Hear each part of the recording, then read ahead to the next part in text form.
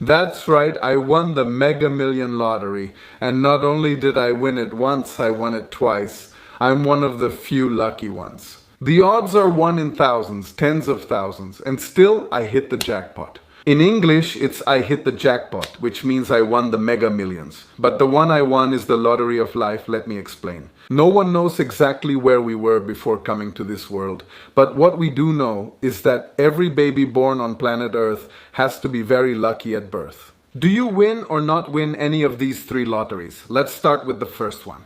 Your parents should be educated, prepared to have children, want to have children, be able to support them, love you, love each other, and be prepared economically and mentally. That they don't have psychological traumas, that they aren't violent, that they don't have addictions, alcoholism, that they aren't extremists, fanatics, religious fanatics, or lazy. Having good parents, that's the first lottery. Once you win that, the second lottery comes. What country are you born in? A stable economy. That it's not a poor and violent country, that it's not a country suffering from the effects of climate change, military conflict, or political instability, and then comes the third lottery. The body you receive, that you don't have any deformity, disability, being born with some organ deficiency, that you don't have a predisposition to some terminal illness or cancer. And these are the three lotteries. Which ones did I win? Well, the first one, the most important one. My parents, even though they didn't have a college education, did an excellent job raising me with the resources they had available. Both of them were healthy and willing to work and give me that example of hard and honest work. And neither of them had any terminal illness or anything like that. And even though my parents' childhood was very difficult, they didn't have any trauma that made them violent towards us, that made them hit us excessively. They were very loving with me and raised me within a religion where I learned good values. So that's my first lottery. The second one, the country, I didn't win that one.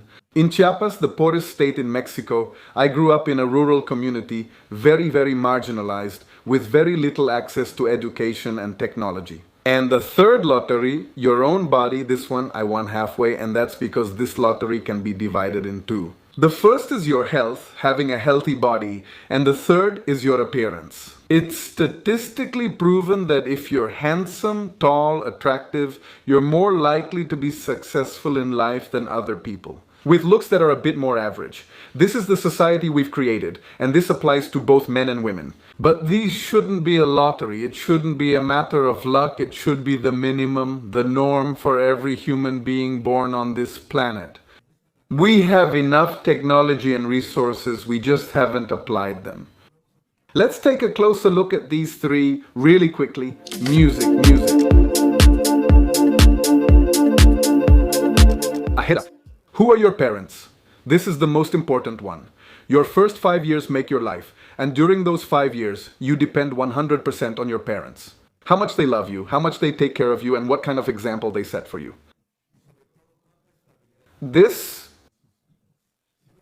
The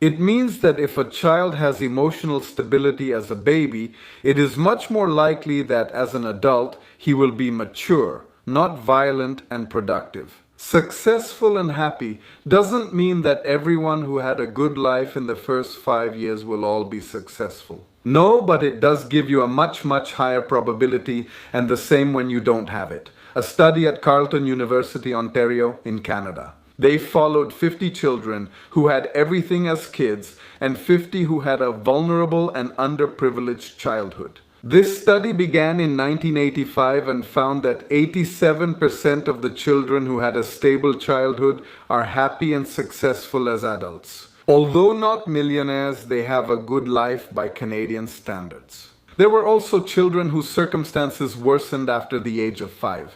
Their parents were laid off or, due to an accident, their income dropped significantly. They lost a parent or had an accident that left them with a disability. Even so, those who had that solid foundation of the first 5 stable years were much better prepared to face life than those who did not. Now, the other group of children who already had these problems since they were born, or even before they were a year old, a parent facing legal problems or depression. Of them, 78% repeated that same pattern. This lottery is the most important one, and how good your parents are, well, it goes by levels. It doesn't have to be the worst of the worst. A drug-addicted father, homeless on the street, who only comes home to beat your mother. But it can also start with small things that already affect you. For example, a father who suffers from excessive obesity or even religious extremism. All these factors contribute, and one of the most important and saddest is the economic level. The intelligence, self-confidence, and performance that a child has is sometimes very closely related to the resources that the parents have. The best country to see this is the United States. It has the most extensive studies on these topics. New York University, which has monitored thousands of children from low-income families since the 1980s, has statistically proven this. We see that sometimes even just a 10% increase in annual income is directly reflected in children's grades and school performance. When my first child was born, I took 2 months off from work to stay home and help out. And when the baby cried and my wife needed to sleep, I would carry him and try to comfort him. When you leave a baby crying for a long time, they get stressed. And I'm not saying it's bad for children to cry, but when a baby cries every day for hours and hours, this builds up and the brain absorbs that stress and stops developing. And we can see it when they are adults. And what would have happened if I hadn't had the resources to stay at home? And this is common even here in Canada. Inflation here in Canada was hitting us hard, and this accelerated even more with the arrival of the pandemic. From 2019 to the present year, inflation has tripled. And I was reading that nowadays, almost 40% of Canadians can't go more than 3 months without income, or they'll end up homeless. This is an exaggerated number, and there's also all the psychological support that comes with it. There are macho fathers who say, I don't play tea party, play kitchen, or play with dolls with my daughter. And all that interaction between father and child. That's what gives children that self-confidence. As adults, this will translate into someone who wants to get ahead, be independent and productive. And I had no idea this was a lottery until I came here to Canada. When I arrived in Vancouver, I came with the mistaken idea that here, in first world countries, people have perfect lives. That they've never been stressed, sad, that they've never cried, that they've never felt anguish, that they've never felt overwhelmed by life circumstances like we do in Latin America. And as soon as I got here, I realized that this was just a myth. It was a mistaken belief that I had. Because even though it's one of the best countries in the world, people here also suffer. Losing a parent to an accident or an illness, having a child with a sudden illness. De par desculpardo. And it's the best job, man. I was like the leader of the crew, the longest process in my life, the hardest effort and sacrifices in my life.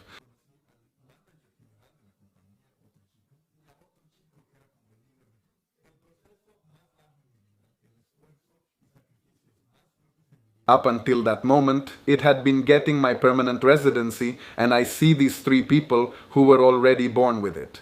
Inevitably, I saw them as people in a position of privilege. I couldn't help it. And on the first day, we sat down to have lunch.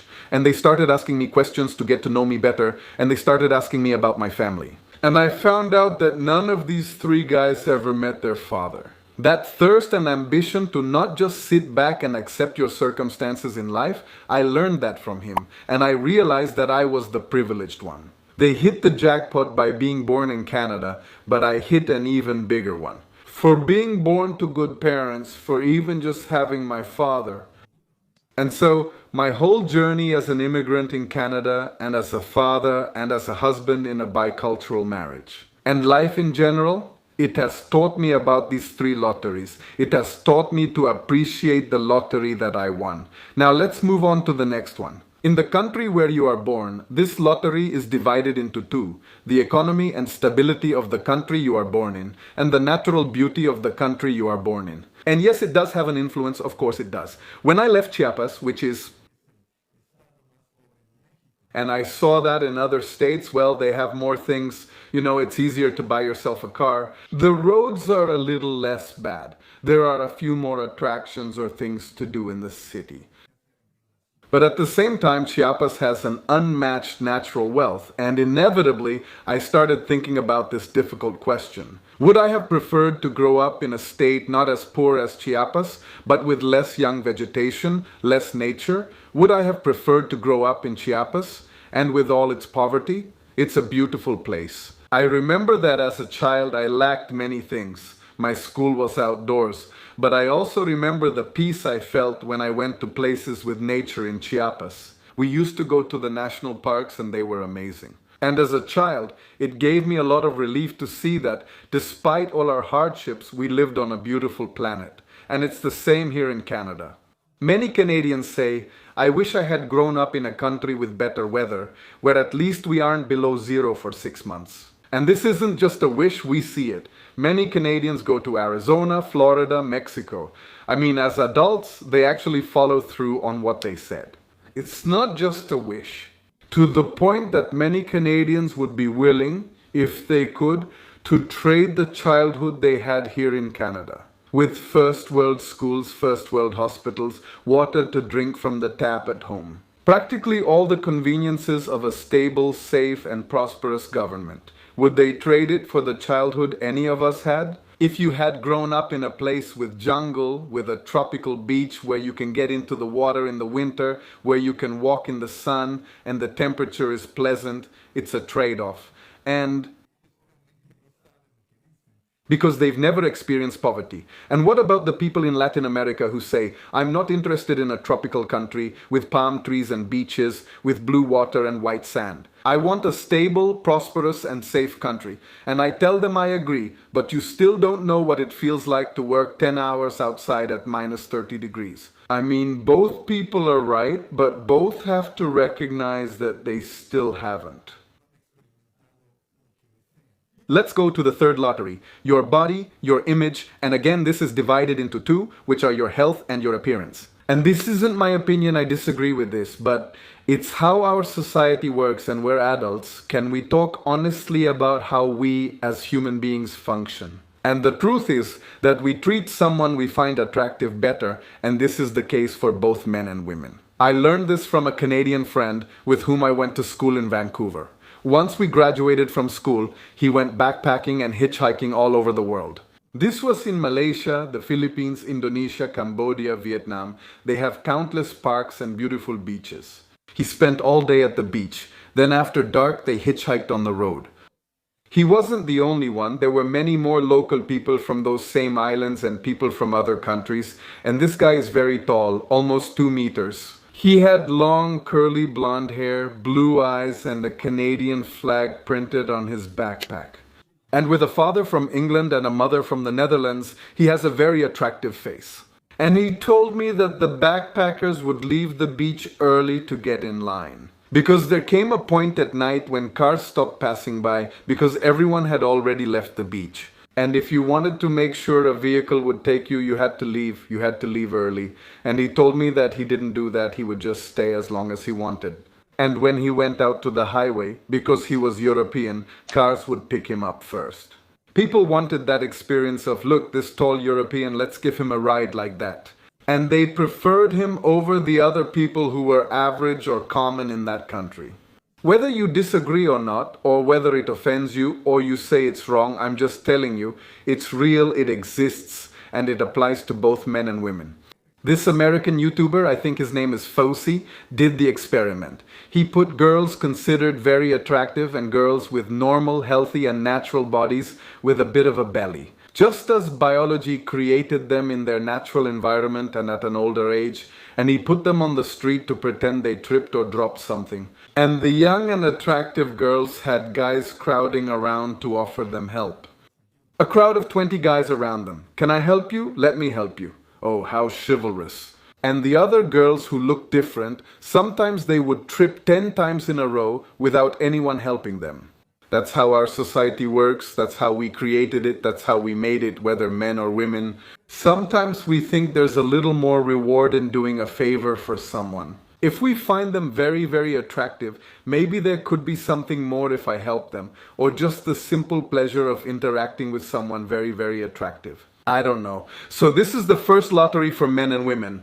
How attractive your face is for men, how tall and muscular you are for women, how slim and curvy you are. Whether we want to accept it or not, it has an impact on your life. It makes your life much easier if you are considered attractive. And on the other hand, there's health. A healthy, athletic, strong, and vigorous body that you can work with. All predisposition to diseases is genetic, but I think, in my opinion, that the ability to work is developed. Whether they make you do something since you were a child. And as an adult, you're not lazy. Laziness isn't inherited, it's created, that's my opinion. The physical lottery, I got half of it, I got the health part, and I'm hardworking thanks to my parents. The first lottery I already mentioned that I won, and another one, being handsome, well, I didn't win that one. But it was balanced out with good parents and good health.